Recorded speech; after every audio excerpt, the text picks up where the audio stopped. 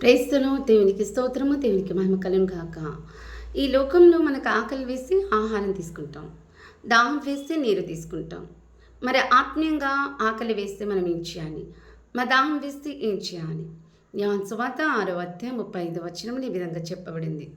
అందుకే వారితో ఇట్లా నేను జీవాహారమును నేనే, నా యుద్ధకు వచ్చివాడు ఏ మాత్రమునో ఆకలి కొనడు, నా యందు విశ్వాసముంచువాడు ఎప్పుడునో తప్పికొనడు అని ఈ విధంగా చెప్పబడింది. అందుకు మనకు ఆకలి ఇవ్వకూడదన్నా, దాహం వేయకూడదన్నా సరే, మరి ఆయన యొద్దకు రావాలి. ఆ యేసు యందు విశ్వాసం ఉంచాలి. ఎప్పుడైతే యేసు యొద్దకు వస్తామో మన ఆకలి తీరుతుంది, ఆకలి కొనము. ఎప్పుడైతే యేసు యందు విశ్వాసం ఉంచుతామో మనం ఎప్పుడునూ దప్పికొనము.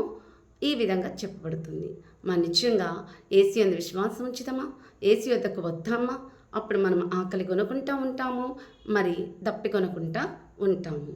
ఎందుకంటే ఆయనే జీవాహారము, మనం జీవం కలిగి జీవిద్దాం. దేవుడి గొప్ప వాక్యమును దీవించుగాక. ఆమేన్. Praise the lord. దేవునికి స్తోత్రం.